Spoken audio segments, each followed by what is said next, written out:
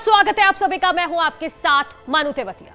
उत्तराखंड में कल वोटिंग होने वाली है। वोटिंग से ठीक पहले अनिल बलूनी ने कहा है कि राज्य में फिर से बीजेपी की सरकार बनने जा रही है। उन्होंने यह भी कहा कि जिहादी सोच यहां आगे नहीं बढ़ने वाली है और बीजेपी फिर से जीतकर मिथक भी तोड़ेगी। बलूनी ने यह भी कहा कि हरीश रावत फिर से हारने वाले हैं। अनिल बलूनी के साथ न्यूज 18 ने एक्सक्लूसिव बातचीत की है। अभी हमारे साथ हैं बीजेपी सांसद और राष्ट्रीय मीडिया प्रभारी अनिल बलूनी जी। सर, उत्तराखंड में वोटिंग होनी है, किस तरह का माहौल देख रहे हैं इस वोटिंग से पहले? देखिए, मैं पिछले एक पखवाड़े में बहुत सारी विधानसभाओं में गया हूँ और लगातार रोज़ 2-2, 3-3, 4-4 विधानसभाओं में मैं गया हूँ और जो लोगों से बातचीत हो रही है, जो लोगों से जो फीडबैक आ रहा है और जो हमारा कार्यकर्ता का भी फीडबैक आ रहा है, उससे बड़ा बहुत ही साफ दिख रहा है कि भारतीय जनता पार्टी की सरकार बन रही है। और भारतीय जनता पार्टी की सरकार इसलिए बन रही है क्योंकि पिछले 5 सालों से और डबल इंजन की सरकार जैसे केंद्र से 7.5 सालों से हमने जो उत्तराखंड के अंदर विकास कार्य हुए, उन विकास कार्यों के प्रति लोगों की बड़ी रुचि है। प्रत्येक व्यक्ति को वैक्सीन लगी, गरीब कल्याण में अनाज मिल रहा है, सड़कें चौड़ी चौड़ी सड़कें बन रही हैं और इंटरनेट कनेक्टिविटी पहाड़ में बहुत बेहतर हुई है, मोबाइल कनेक्टिविटी बढ़ी है, पहाड़ पे ट्रेन जा रही है, ट्रेन रेलवे लाइन पे काम तेज़ी से चल रहा है। तो ये सारी चीज़ों को देखते हुए उत्तराखंड में इस तरह का माहौल है कि डबल इंजन को दोबारा मौका देना चाहिए। और जो नरेंद्र मोदी जी ने कहा है कि अगला दशक उत्तराखंड का होगा, हमारे प्रधानमंत्री जी जो कहते हैं लोग उस पर विश्वास भी करते हैं। उनको लगता है कि जो मोदी जी ने कहा है कि अगला दशक होगा तो अगले दशक में और तेज़ी के साथ विकास होगा। तो इसलिए मुझे लगता है कि उत्तराखंड की जनता ने मोटा मोटा मन बना लिया है कि भारतीय जनता पार्टी को बड़े बहुमत के साथ जिताना है और पहले से ज़्यादा बहुमत के साथ जिताना है। सर, आप उत्तराखंड से आते हैं और उत्तराखंड को लेकर एक मिथक भी है कि दोबारा सरकार रिपीट नहीं करती। आपको लगता है कि ये भी एक मन में है या लगता है ये मिथक का आप तोड़ने जा रहे हैं? देखिए, हमारे यहाँ खूबी यही है और मोदी जी की सरकार जिस तरह से कार्य कर रही है, पिछले 7.5 सालों में 8 सालों में मोदी जी ने इस मिथक को तोड़ दिया है। बहुत सारे मिथक तोड़े और इस बार इस वाले को भी तोड़ेंगे। और उत्तराखंड के अंदर लोग लगभग मन बना चुके हैं। उनको वो इस तरह के कांग्रेस जो टोट के फैला रही है उससे काम होने वाला नहीं है। सबने तय कर लिया कि भाजपा को जिताना है। उत्तराखंड को विकास की ज़रूरत है। उत्तराखंड को जो विकास की गति मिली है, चाहते उस गति में और इजाफा हो, इसलिए इस बार ये मिथक तो रह जाएगा। कांग्रेस पार्टी ने जिस तरीके से हरीश रावत को प्रोजेक्ट किया है, आपको लगता है कि हरीश रावत, चूंकि वहाँ के बहुत पुराने नेता हैं, आपको चुनौती दे रहे हैं वाकई? नहीं, देखो, हरीश रावत जी की जो चुनौती उनकी पार्टी के अंदर ही आपस में एक दूसरे को चुनौती दे रहे हैं। कांग्रेस हरीश रावत जी को चुनौती दे रही है, हरीश रावत जी कांग्रेस को चुनौती दे रहे हैं। तो वो उनका आपस में खेल चल रहा है। मेरे को ऐसा लगता है, जितना मैं आप लोगों के साथ, मीडिया वालों के साथ रह के चुनावी सर्वेक्षण सीखा हूँ, मुझे लगता है हरीश रावत जी विश्व रिकॉर्ड बनाने वाले हैं। हरीश रावत जी 2 चुनावों में 3 बार हारने का रिकॉर्ड बनाने वाले हैं। पिछले चुनाव में 2 बार हारे थे, इस बार भी हार जाएंगे। तो 3 चुनाव और उनकी पुत्री और लड़ रहे, तो हो सकता है 4 चुनाव लड़ रहे। तो उनका एक रिकॉर्ड इस बार बनने वाला है। और हरीश रावत जी तकलीफ में हैं अपनी विधानसभा में भी। नहीं, लेकिन लगातार कांग्रेस की तरफ से ये कहा जा रहा है कि आप लोगों ने 5 साल में कोई काम नहीं किए हैं और जब चुनाव आ रहा है तो आप हिंदू मुसलमान के नाम पर वोट मांग रहे हैं। आप दिल्ली में 26 जनवरी की परेड देखते हैं ना, चौड़ा सा राजपथ देखते हैं ना, उत्तराखंड के अंदर आप जाएंगे तो डबल इंजन ने बद्रीनाथ हाईवे को इससे चौड़ा बना दिया।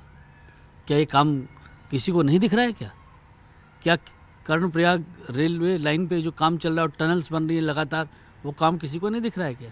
उत्तराखंड कंपैरेटिवली छोटा राज्य है, उसमें दूसरा एम्स खुल जाना, क्या ये काम नहीं दिख रहा है क्या?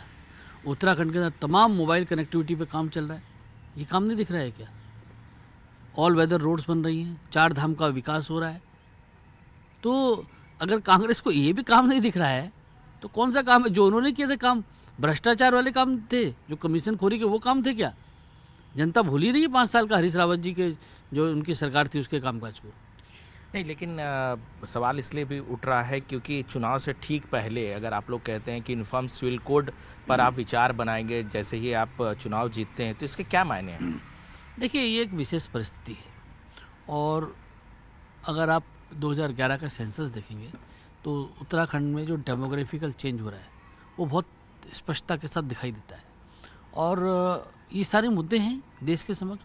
अगर देवभूमि में डेमोग्राफिकल चेंज हो रहा है तो उसके बारे में कुछ इस तरह से सोचना पड़ेगा।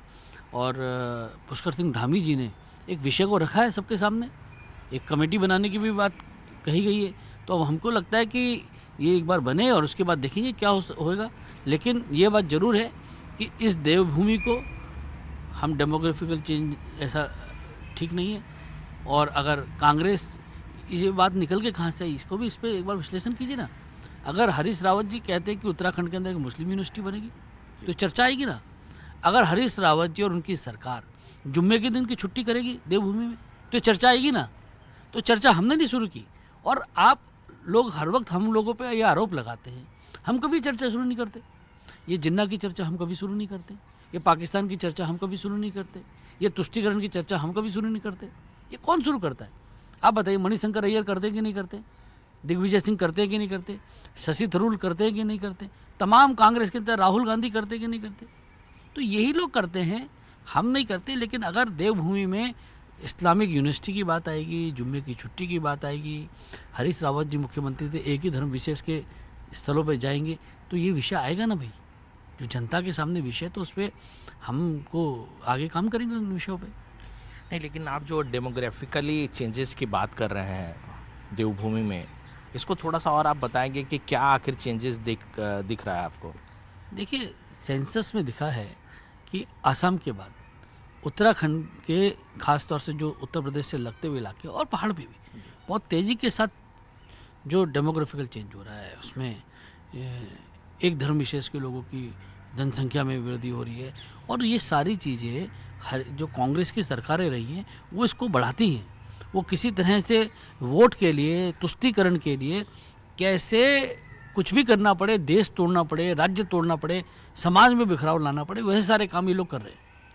तो ये क्या मान के चला जाए कि जब आपकी सरकार आएगी तो यूनिफॉर्म सिविल कोड कम से कम राज्य जो है वो अपने तरीके से उसको इम्प्लीमेंट करेगा? देखिए, ऐसा एक विषय है, पुष्कर जी ने बहुत सोच विचार के एक विषय को सबके सामने रखा है।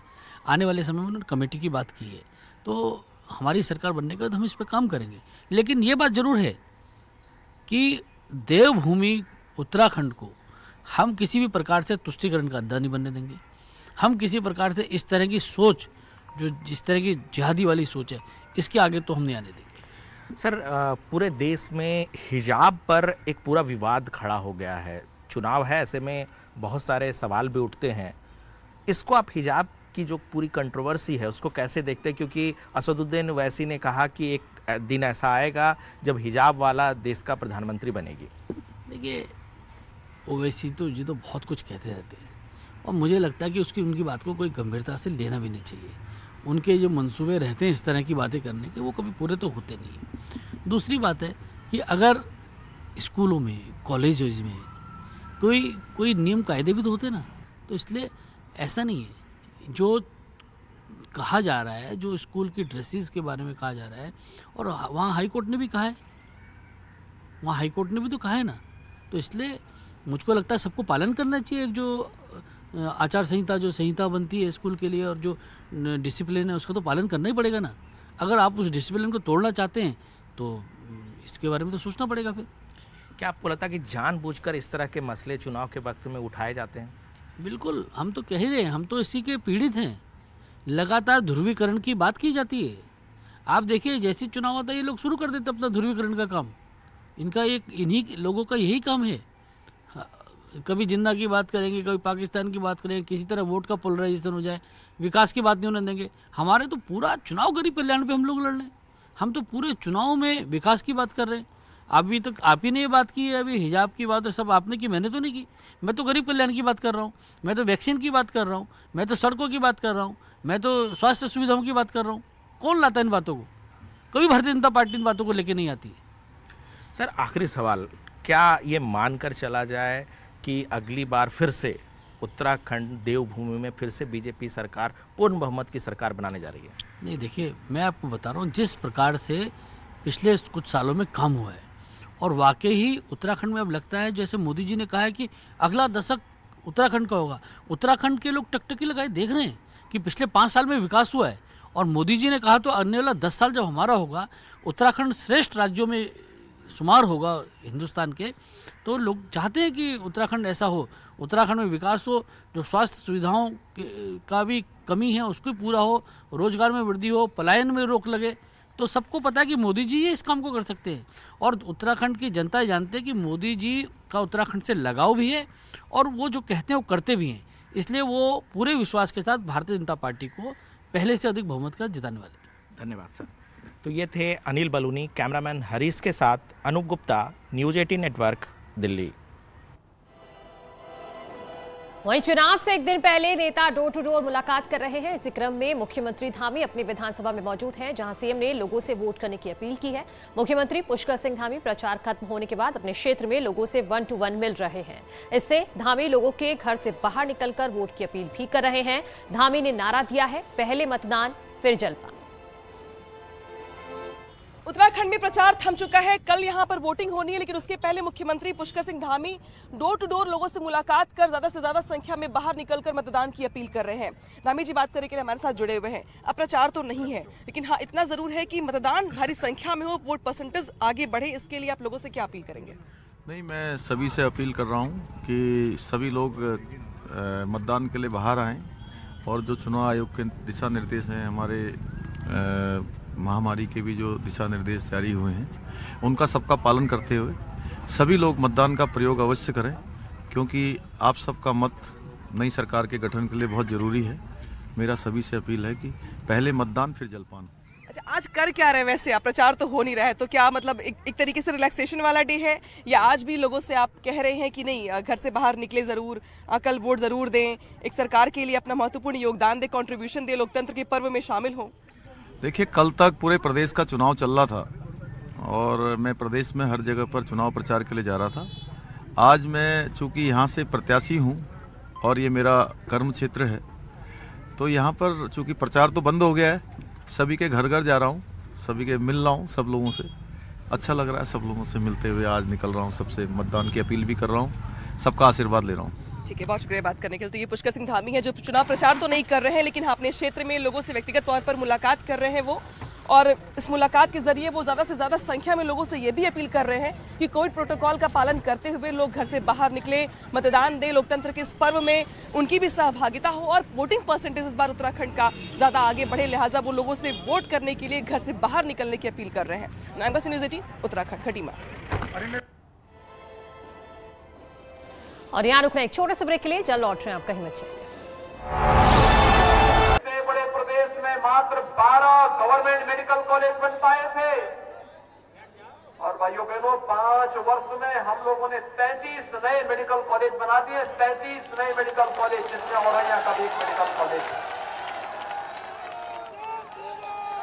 फरुखाबाद में भी एक मेडिकल कॉलेज बना रहे हैं, एटा में भी मेडिकल कॉलेज बन चुका है। ये 5 वर्ष के अंदर भाइयों बहनों, पहले कनेक्टिविटी के नाम पर 70 वर्षों में 1.5 एक्सप्रेसवे बना था। 5 वर्ष में आज हम 7 नए एक्सप्रेसवे बना रहे हैं। 7 पूर्वांचल एक्सप्रेसवे प्रधानमंत्री जी ने देश को समर्पित कर दिया है। ये बुंदेलखंड एक्सप्रेसवे, चुनाव पूरा होने दीजिए, सबसे पहला उद्घाटन होगा तो बुंदेलखंड एक्सप्रेसवे का होगा। पहले की सरकार तमंचावादियों के लिए तमंचा की फैक्ट्री लगवाती थी, और हम लोगों ने तो डिफेंस कॉरिडोर दे दिया है। यहां पर डिफेंस कॉरिडोर इसी बुंदेलखंड एक्सप्रेसवे पर कानपुर में, झांसी में, चित्रकूट में, लखनऊ में, आगरा में और अलीगढ़ में डिफेंस कॉरिडोर बन रहे हैं। डिफेंस कॉरिडोर में जो तोप बनेगी, और यहाँ का नौजवान जब उस तोप पर बैठ करके भारत के दुश्मनों की सीमा में जा करके तोप से गोले दागेगा, तो दुश्मन के छक्के स्वयं ही छूट जाएंगे। भारत को रक्षा क्षेत्र में आत्मनिर्भर बनाने का काम भी आज उत्तर प्रदेश डबल इंजन की सरकार कर रही है। भाइयों बहनों, सरकार में न सड़क थी न बिजली थी। बिजली मिलती थी आपको 17 के पहले? बिजली मिलती थी? आज मिल रही होगी ना? आ रही है सबको बिजली, पर्याप्त बिजली और निर्बाध बिजली। प्रदेश तो वही है। पहले गरीब को मकान नहीं मिलते थे। समाजवादी पार्टी की सरकार में 5 वर्ष में 18,000 गरीबों को मकान नहीं मिल पाए और हमारी सरकार ने, डबल इंजन की सरकार ने 5 वर्ष में 43,50,000 से अधिक गरीबों को एक एक मकान दे दिया है। 2,61,00,000 गरीबों को एक एक शौचालय दे दिया है। हर गांव में बैंकिंग सुविधा दे दी है। बैंकिंग कॉरेस्पॉन्डेंट सखी हर गांव में एक एक बेटी या एक एक बहन इस कार्य को कर रही है। हर गांव में सामुदायिक शौचालय का निर्माण भी हो गया है।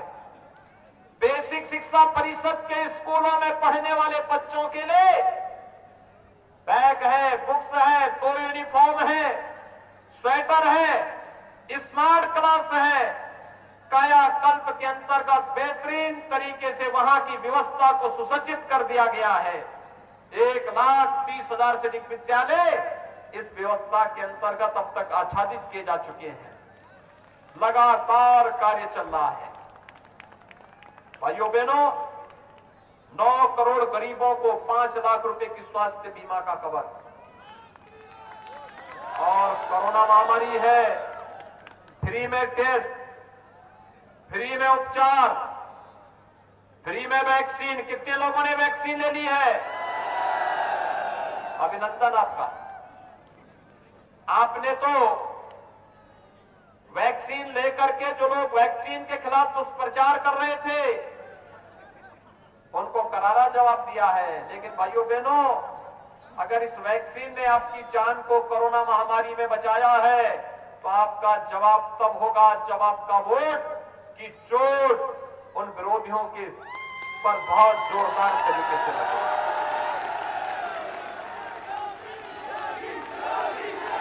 कोरोना कालखंड में फ्री में वैक्सीन, सबको वैक्सीन है ना?